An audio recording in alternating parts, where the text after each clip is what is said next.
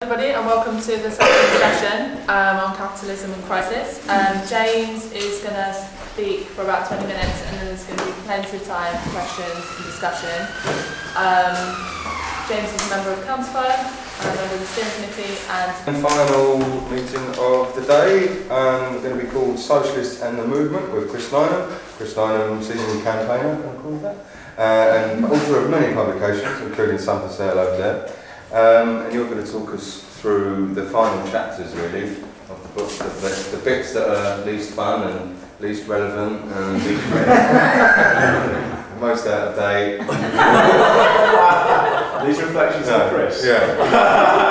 But you're going to renounce that position and tell us why it's really exciting. Yeah? Yeah, I am indeed. No, I mean, the point Ellen made earlier, I think is true in the sense that the second half is kind of less well known, less well quoted, and in some ways, except for the last sentence. Except for the very last bit, yeah, that's true, and in some ways less accessible. Having said that, I think it's quite normal for people to put the most important bit at the end. And I think, you know, the whole shape of the manifesto is that it goes from basically a kind of description of the history of class society towards some concrete conclusions about what people should do. And I think we should draw the lesson from that the idea that, you know, there's an inevitable progression in history from their point of view can't be right. Because, I mean, it's actually, if we're talking about chapters 3 and 4, and there's a section of chapter 2 as well, which talk about strategy and tactics, then obviously this was quite important for Marx and Engels when they wrote it. And I just wanted to say a couple of things about the historical moment to add on to what Kate was saying about when they did write it. Because, I mean, it is quite extraordinary that this was a book that was written in 1847, came out in 1848, but just at the moment, I mean, it was at a time when the bourgeois revolutions hadn't been completed, you know, very importantly in Germany, but also in huge other parts of the world. It was before even the bourgeois revolutions had been completed.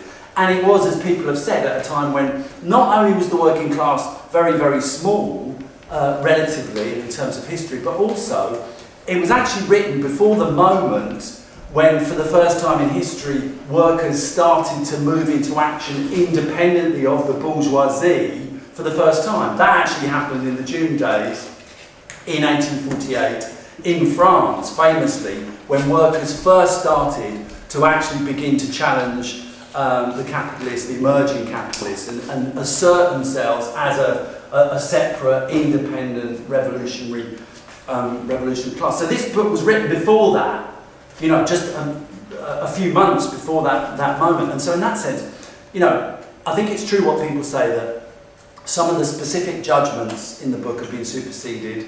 Some of the descriptions are rooted in the historical moment. There are big gaps, and even at times, as people pointed out, there are sort of slight contradictions in what some of the things that are said. And actually, as well, one of the things that's characteristic is that the time frame has been foreshortened. The kind of prophecy about the way things were going to develop was foreshortened. There's a very good bit in, I think, Franz Mehring's biography of Marx, where he says that those who cast accurate glances into the future tend to foreshorten time, and this is a kind of, you know, a characteristic of Marx and Engels. But nevertheless, having said all that, what is absolutely incredible about this book is the extent to which it does predict the future, is the extent to which the kind of the tasks of socialists and the way the struggle is going to unfold is so accurately predicted. And that socialists go back to this book time after time. I mean, most of the big debates, I mean, almost all the important debates about socialist strategy and how to operate and so forth are kind of contained explicitly or implicitly in the Communist Manifesto. They had to be developed by other people, but nevertheless they are there and people keep going back to it. Hence the fact that it is, you know, such an amazing big seller. So I just wanted to kind of describe some of the sort of central propositions of the second half of the more practical side, the more activist side of the Communist Manifesto.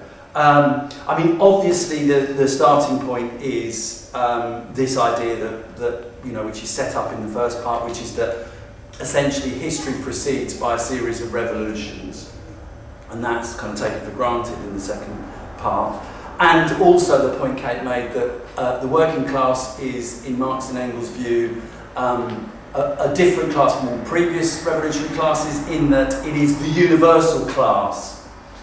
To quote, it cannot stir, cannot rise itself up without the whole superincumbent strata of official society being sprung into the air. In other words, that the ultimate victory of the working class is identical with the liberation of humanity. And that this is the special, the unique characteristic of the working class revolution, that it can only happen by at the same time liberating the whole of humanity and ending class society itself, unlike any other previous revolutionary moment. So, for that reason, chapter 3 starts with the statement that communists have no interests apart from those of the proletariat as a whole.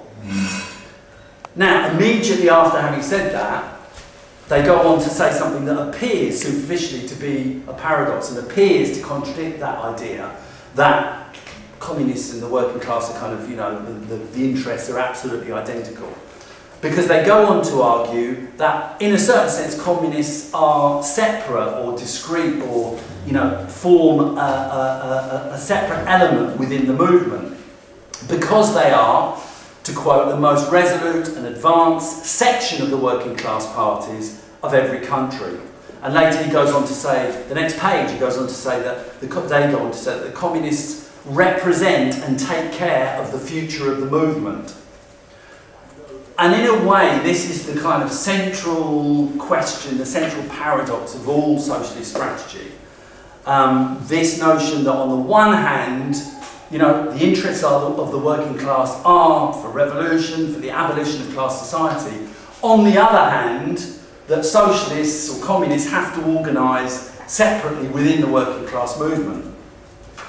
And I just want to think a little bit about, what is the nature of that paradox? Why do these two things coexist in the Communist Manifesto? And what Marx and Engels are really saying here is that the working class has certain interests, but the class is not always conscious of those interests. That there's a kind of disconnect, a disjunction between the objective situation that workers are in and the ideas that are going on in their heads. Class consciousness is not automatic. It's not something that is just always there in a sort of, perfectly formed way. And this is absolutely crucial, it seems to me, to the whole question of how we theorise about and how we go forward and how we organise as socialists. So why is this kind of contradiction? Point number one, and actually this is a quote again from the manifesto itself. They say, the ruling ideas of society have ever been the ideas of its ruling class. So workers have an interest in overthrowing capitalism, but nevertheless ruling class ideas dominate. And that's because, and this is something that's been developed actually, that thought is quite underdeveloped in the manifesto, and it's something that a lot of socialists and Marxists have come back to subsequently. But essentially this is because people break from ruling ideas unevenly. They break through experience, but they don't break in a kind of, simultaneous fashion.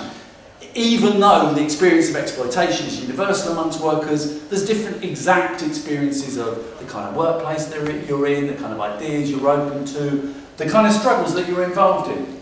And that therefore there is an uneven consciousness across the working class. And actually also, because capitalism has the effect, as well as unifying people, capitalism also, and at the same time, has the effect of atomising and dividing people. And those are two tendencies that constantly interact in terms of the experience that people have under of living under capitalism. So that's point one. Point two, which they do go into in the manifesto, is this whole question about socialist ideas, because even at the level of the socialist organisation and the kind of ideas that exist oppositional ideas that exist under capitalism, you find that they themselves are influenced by ruling class ideas. And if you go through, and this is a very direct thing, if you go through the list, I don't want to go through them all, but the list of, in chapter 3, of the various different socialist kind of setups and organisations that there were at the time in the Communist Manifesto, you find that, you know, alien class ideas, actually in his description of the other forms of socialism, they dominate. That's the truth. I mean, he talks about petty bourgeois socialism, aristocratic socialism, and in those two cases, by the way, what you're looking at there is other classes that actually suffered from the development of capitalism, that you know, whose position was challenged by the rise of the bourgeoisie, have their own critique, which is a partial critique, but nevertheless has some influence in society and has some influence on workers, which is why he needs to critique them. Even the bourgeoisie itself has, or sections of the bourgeoisie themselves, start to develop critiques of their own system. And that's when he talks about bourgeois socialism, which sounds like a complete paradox, and obviously is in a certain sense a complete paradox. But what he's saying there is that in some ways, the most kind of enlightened and the most far-seeing sections of the capitalist class realise the problems with capitalism, realise it's going to create chaos, it can create opposition, and so they start to move towards pushing certain reforms that maybe can limit class struggle and maybe, hopefully in their eyes, make work, alleviate the kind of the misery, alleviate some of the problems of capitalism, and therefore reduce their own, reduce the insecurity that the system creates for them. So it's a kind of socialism whose aim is to stop socialism, essentially, is what bourgeois socialism is about. But, as people have said, you know, you can see that has a kind of link to later ideas, the ideas that Lenin had about his characterisation of the Labour Party, which was that it was a bourgeois workers' party or a capitalist workers' party. So you can see, you know, the germs of later critiques of social democracy in these ideas that that Marx and Engels talk about. There's also an absolutely brilliant critique of utopian socialism, which in a way I think is the most powerful one, and it's the most kind of sophisticated one in the Communist Manifesto, where he says, you know, he says there's good things. I mean, utopian socialism is this idea that, you know, we can sort of mark out in advance what socialism would be like. You can have a programme of how it would be organised, the kind of world we'd live in under a socialist society, and so on and so forth. And that we put that forward as a programme. What he says about that is, in some ways, it's quite subversive and it's quite good, because actually it does talk about the system as a whole. It opens up a view. It's quite a powerful, radical critique of capitalist society. But on the other hand, it's really a product of the period before the time when there was a working class that was capable of in itself challenging the system.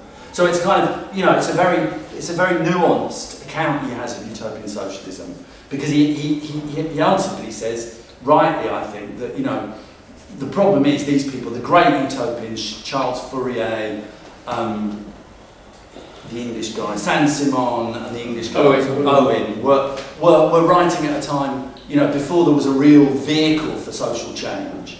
And so when that vehicle starts to arise, their ideas become very rigid and sectarian, and actually they end up being quite hostile to the emergence of a real working class movement.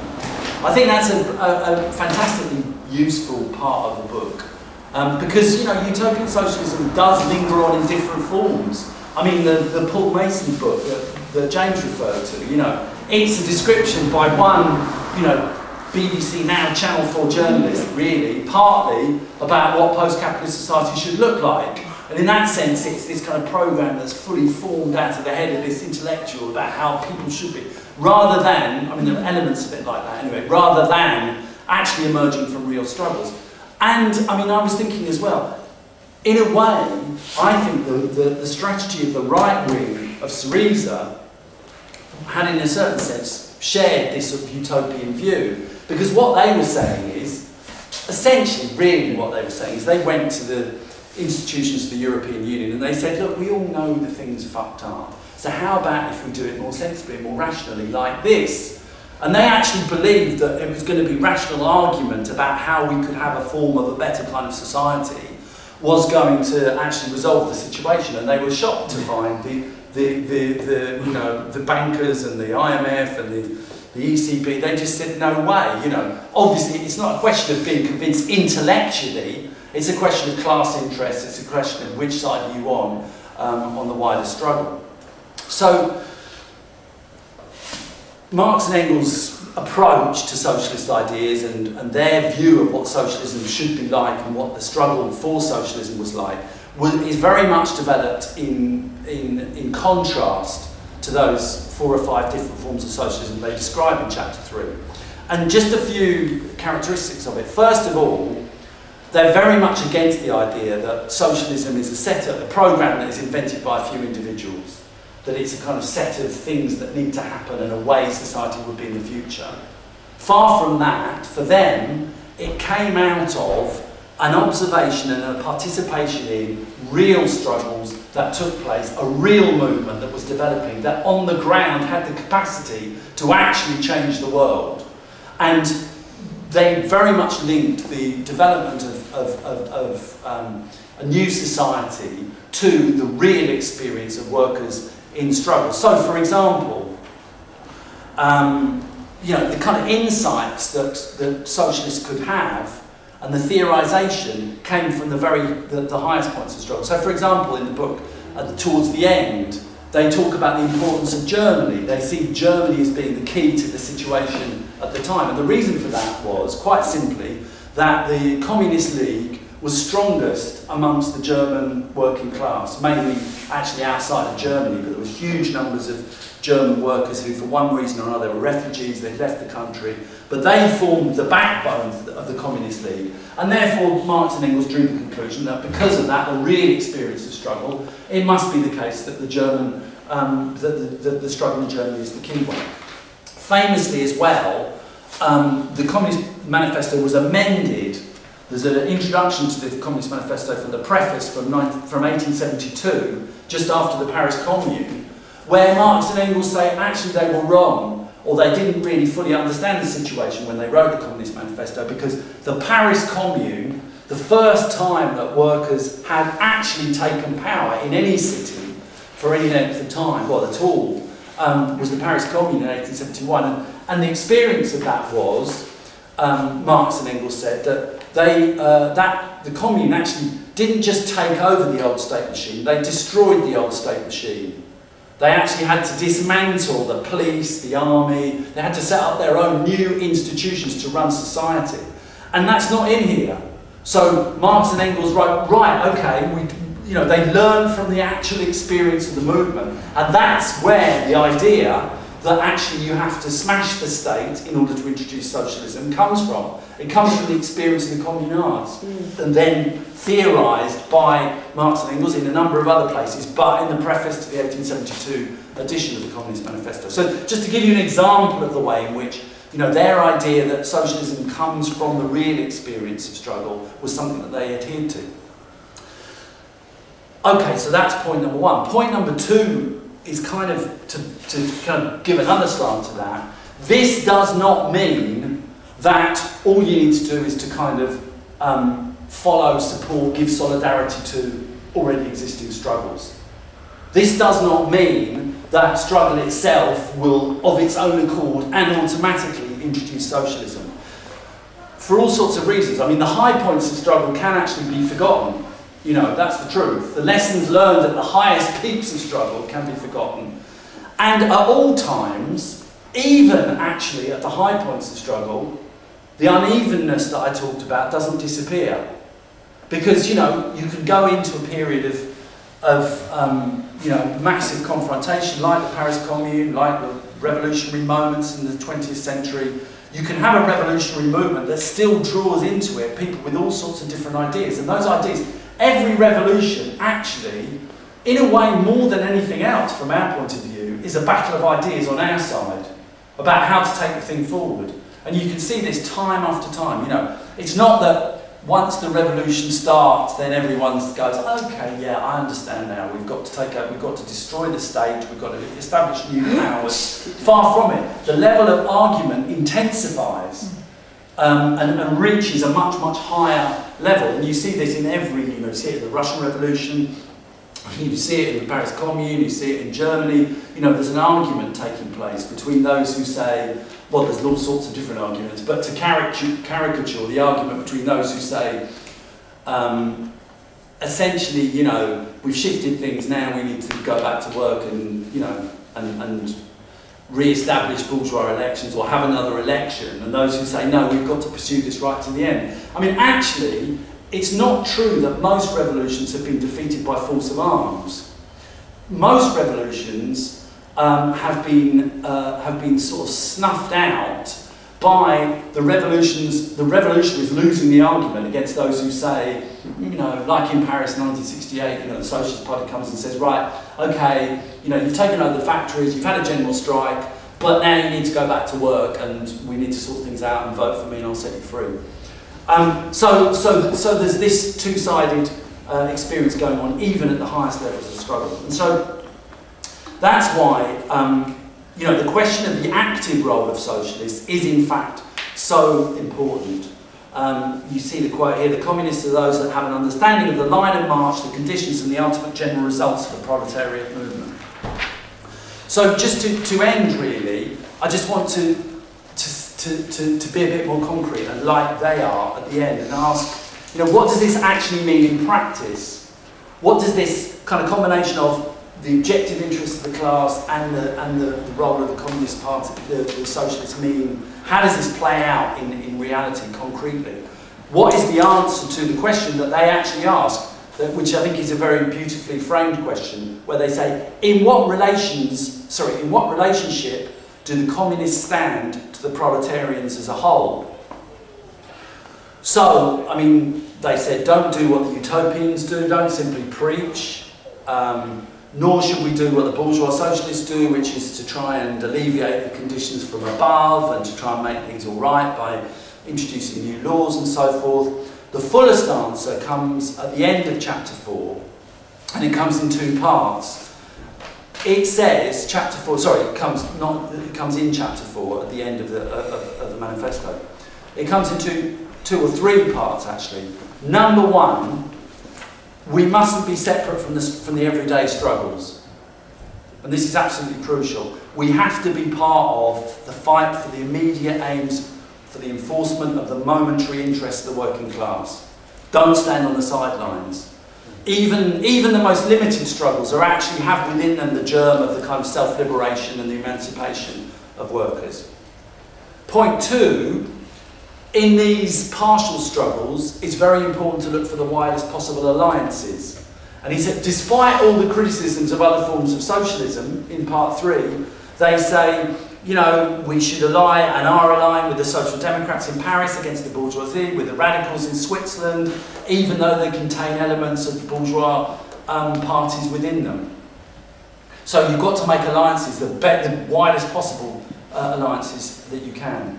And point number 3, and in a way this is the crucial point, at the same time as fighting for immediate gains and allying with people to win them, you also, crucially, have to draw out the wider significance and to stress the revolutionary working class demands at all times.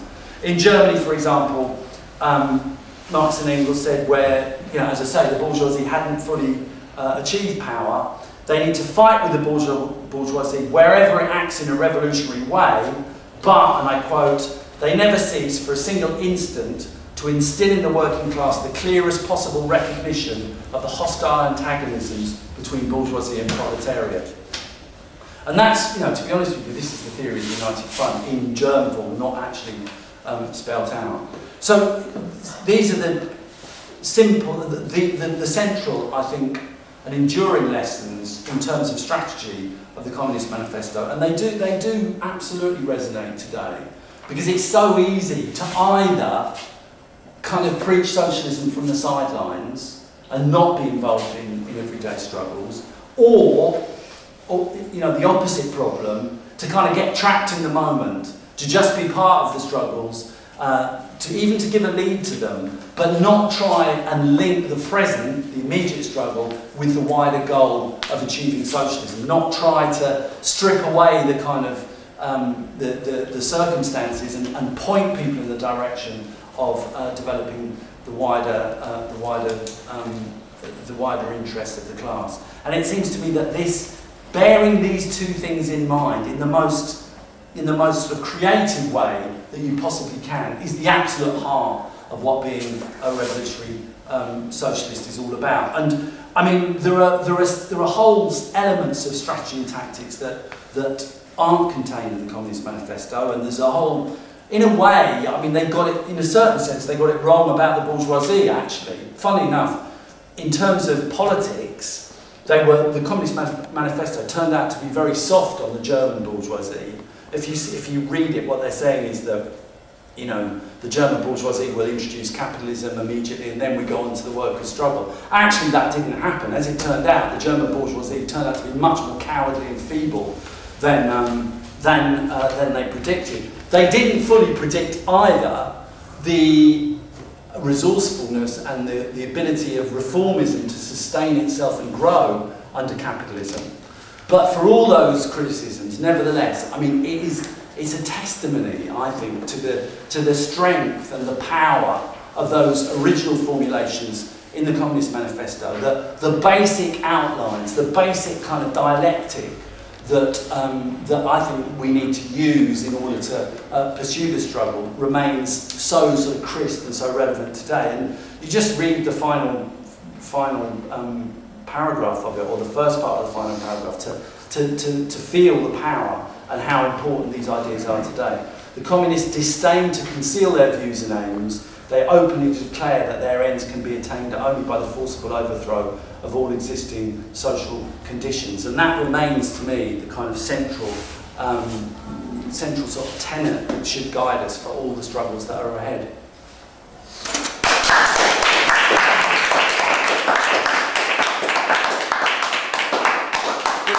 Thanks for that, Chris. I think that is a brilliant way of putting theory into practice and talking about the line of march, and it seems what it is exactly. And that other element of the dialectic is the theorisation of previous history brought to bear on the present. And the problem is, if you don't have that, then there's always the danger that you end up repeating history, repeating the failures. And I absolutely agree with you. I mean, the idea, utopian socialism is undemocratic, and it actually is, when you think about it, a very, very sort of philosophically elitist idea, because it doesn't contain the idea that people that the working class can liberate itself. Because if you're saying, this is how you have to behave, that's not liberation. That's just following a formula. And so I mean, it's in general undemocratic. But secondly, and for the same reasons, it's totally ineffective, because you're going to be imposing formulas that someone's made up on a living, changing reality, rather than drawing out of the current struggle the potentials for things to go further. And those are two very different things. So, you can end up sort of arguing for a particular form of struggle that actually was relevant 20 years ago, but doesn't fit now. And that is the same as knocking your head against a brick wall. That is the same as destroying yourself, politically, effectively. So unless you're deeply rooted in the struggle and you have a sensitivity to what exactly are the emerging possibilities from that struggle, then you're going to end up making wrong calls. Is what you're going to do. And like Claire says, I mean, it seems to me academic Marxism is one of the great problems of the. Oh no, seriously, I don't think it's a marginal thing. I think academic Marxism is one of the serious structural problems of the modern working class movement. I mean, I think one of the problems with Syriza was that it was dominated, a lot of the left in Syriza are academic Marxists, and so they have this notion of introducing formulas, and they're very idealist in the philosophical sense. They think ideas change the world, and they tend to have a certain, putting it politely, they have a distance from the real movement. And I think that is a deep, deep problem, that it's only, we have a general proposition that A revolution will have to throw up new institutions that will be a challenge to Parliament, that will have to be new centres of working class power that won't be Parliament, essentially. But exactly what those institutions can be is something you can only know if you're actually involved in the local organising. You can say, we need to establish workers' councils. Well, in a general sense, that's true. But what does that actually mean? It means something different it means something tactically different in each revolutionary situation. You can only know what that thing is if you're actually involved. Like, you can only know what is possible, what are the emergent elements of new democracy in every particular struggle, if you're actually engaged in it. So I think all that is true. But I also do think, having said all that, that we mustn't lose sight of the whole question of the high points of history. And this is where you can answer the people who say, but where's your blueprint? You say our blueprint is essentially, or elements of the blueprint come from the Paris Commune, they come from the Russian Revolution, they come from May 68, they come from the achievements of the working class in the past. That is not a kind of abstract philosophising, that is holding on to and theoretically developing the historic achievements of the past and trying to wrest them from oblivion, which is where the ruling class want them to be, and try and relate them to the current situation. So, for example, in the Paris Commune, there was recallable delegates from, to the Commune. It's basically you didn't elect someone for 5 years. You elected someone, and you heard what they said, which would now be easy because it would be live streamed, and you'd find out that they said, something different from what you told them to say. They're gone. They're gone that minute. Now that is a brilliant principle that comes out of the real history of the working class. That's something we can say, basically, it may take different forms, but basically that's something we want to have in the new system. Same with wages. They had the communards, the people who actually, made the decisions, the delegates and so forth, they had normal workers' wages. Yeah. That's something we'd have as well, almost certainly, So, there are these general principles that come out of the struggle that we do want to hold on to. And, of course, there's a whole lot more you could learn from more recent struggles as well. So that's very, very important in terms of the whole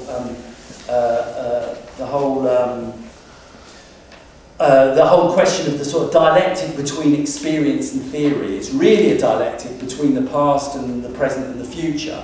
And that's really what, Tony Cliff used to say, the Labour Party is the amnesia of the working class. The Revolutionary Party has to be the memory of the working class, but creatively imposing in a flexible way, creatively applying the lessons of the past onto the struggle of the present. We've got one from... This is a kind of discussion that could go on because it's very, very interesting. But just a few points, 4 points. The first one is, on what Richard was saying. It's absolutely right that our starting point is not to kind of separate ourselves from the wider struggle or to emphasise our difference. Making sure that at all times we learn, we inject the learning of the past, the high points of past struggle into the present. It's also sometimes that you have to learn, you have to bear in mind the negative experiences of the past and apply them to the present. And I do think, I think Jack's approach is absolutely right, and I think that, the better relationship we have with the Team Corbyn and people around the whole Corbyn movement, I think it's important we have the best possible relationship with them. But we also have to be honest at the same time. And, there are different ways of doing that, and I think it's right to say that, we would prefer if Corbyn was being, in general, more offensive, was actually denouncing offensive as in attacking. Sorry, not offensive. More going onto the front foot and calling out and naming the playwrights and saying that, I think he's wrong to say that we want unity across the board. I think that's profoundly wrong. It's miseducating people. It's not preparing people for what we know from history is going to happen. He should be saying these people, the Blairites and Progress and people, they're enterists, and we're going to have nothing to do with them. They are the capitalist element, and I think we should say that to them. And if they don't like it, well, they don't like it, because we need to tell the truth. And I think, you know, I mean, everyone else had a cartoon analogy, and I'm afraid I can't follow one. But just in terms of a film, The Very British Coup, sorry, it's a bit obvious, but it is actually well worth watching, because me and Faisal watched it again. I'd seen it before, but watched it last night. And, you know, it's not actually from history, it's an imagined history, but there are real histories very like it. And the truth is, you know, a lot of the people who are involved in the Corbyn campaign are massively underestimating the extent to which the shit is going to hit the fan if he wins. And we need to tell them that, you know, because, you know, some aren't, don't get me wrong, and actually Owen Jones has been quite good on this, but, you know, they are, the fact of the matter is the ruling class is going to find a way, if it's allowed to sort of just keep it within parliamentary politics, it's going to find a way to nobble Corbyn. That's the fact. Yeah.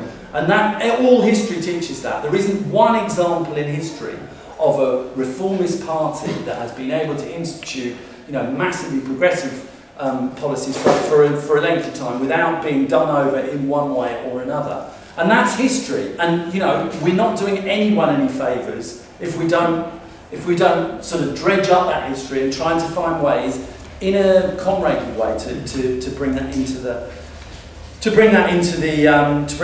frame. And I mean, just, you know, so it's doing both things at the same time.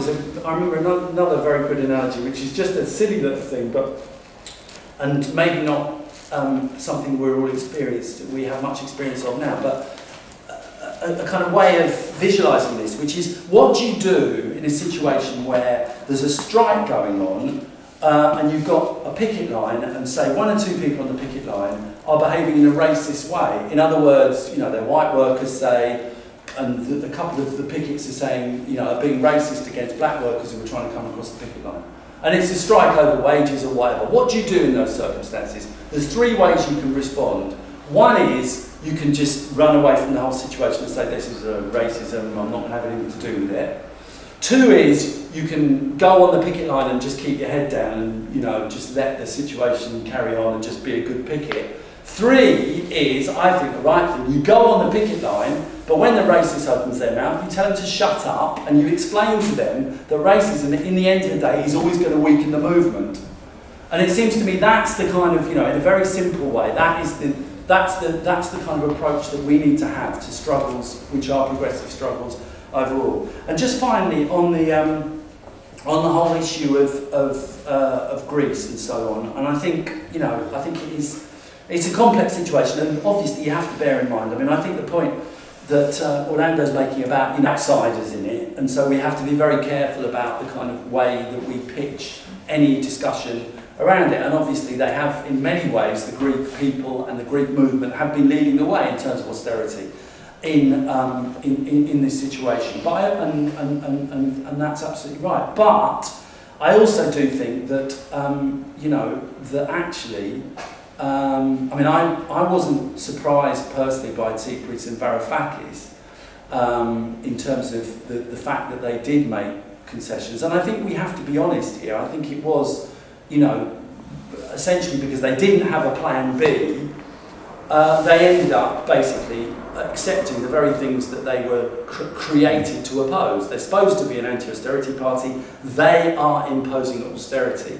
Now, there's no way you can call that anything other than a disaster, in my opinion. I mean, you know, and if you do, I think there's a danger of kind of, you know, just going along with history, which, you know, in the end of the day is not what we're about. I wasn't saying that. No, I know you weren't, sorry. But I'm just saying it's, as the word you said, there's a camaraderie approach to it. Yeah, no, I think that's right. You know, they are, well, they were, some were more on our side than others, some jumped the ball to the other side, but... Yeah. Well, Varoufakis resigned.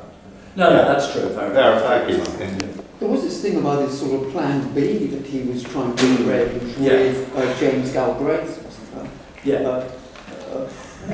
floating track. Well, I mean, that plan B was always under wraps. But anyway, just finally, I mean, the other thing is about the left in Syriza, and I think, you know, obviously we have a very close a relationship as we can with the left in Syriza. But nevertheless, I do think it's very good news that the left in Syriza is now starting to organise these action committees, these no committees, right across the right across, you know, Greek society in different towns and cities and different workplaces and so forth. But I also do think that, you know, they should have done that. That's where really, you know, that's the lesson we need to learn from this is as we go into this period where, you know, there is, you know, this huge kind of euphoria, and rightly, around the whole Corbyn situation. One of the things the left has a responsibility to do is to make sure that we keep our sense of the centre of gravity of the situation with the movement. And that, you know, we understand that even in terms of Corbyn's own ability to survive and to move forward, what happens in the movement is the critical thing.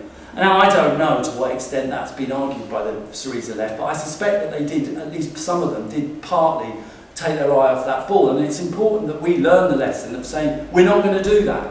We're going to see the movement as essential, even as we move forward into a situation where tens of thousands of people are joining the Labour Party.